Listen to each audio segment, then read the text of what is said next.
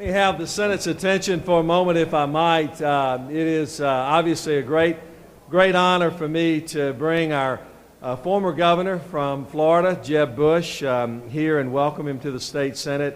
As many of you know, there's no one greater and better as it relates to reforming government and being consistent not only with his conservative principles, but also leading in the overhaul of education there in his state. He is an individual that I know to be a bold thinker. He is an innovative problem solver and is certainly a dedicated public servant. And since then, he has remained as an active voice on educational policies for the country and also pursuing, obviously, private sector career as well. He's a graduate of the University of Texas at Austin, and he and his wife live in Miami and are proud of the 3 children and grandparents as well, being grandparents of 3 grandchildren as well. And so it's a great honor for me to welcome a very dear friend and a person that I admire deeply, Governor Jeb Bush. Thank you. Very good. Absolutely. Thank you, Lieutenant Governor. Thank you.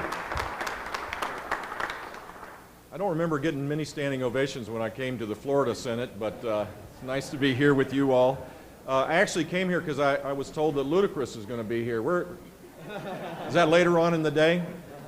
I appreciate the fact that there are people engaged in assuring that children gain a year's worth of knowledge in a year's time, that we have high expectations for every child, and the fact that Ludacris is involved in supporting charter schools here in Georgia is something to be admired. And if he comes, tell him I appreciate the fact that he's using his talents to be able to assure that children rise up. Because if we don't get that right, it's hard to imagine how our country will continue to be the greatest country on the face of the earth.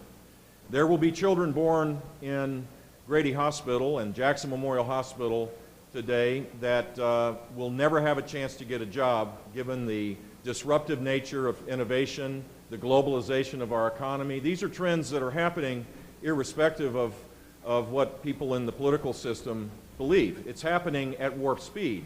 And it seems to me that particularly at the state level, where you all do great work reforming education, we ought to focus on moving towards a child-centered system where every child has a chance to read and write and calculate math and when they graduate from high school that they're college and career ready.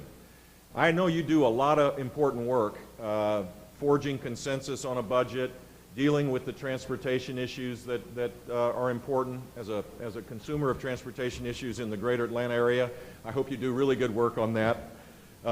Focusing on building a great business climate. All the things that you do are important, but there is nothing more important than making sure that we have a system that is child-centered, that is customized to the uniqueness of every child, and that we hold every child to high expectations that will allow them to be competitive in the world to come. So I encourage you to be big and to be bold, and I appreciate the fact that you're on your way doing that. And with your leadership here, led by a great Lieutenant Governor, I know that you won't let down the children of Georgia. Thank you for allowing me to come. I appreciate all of you.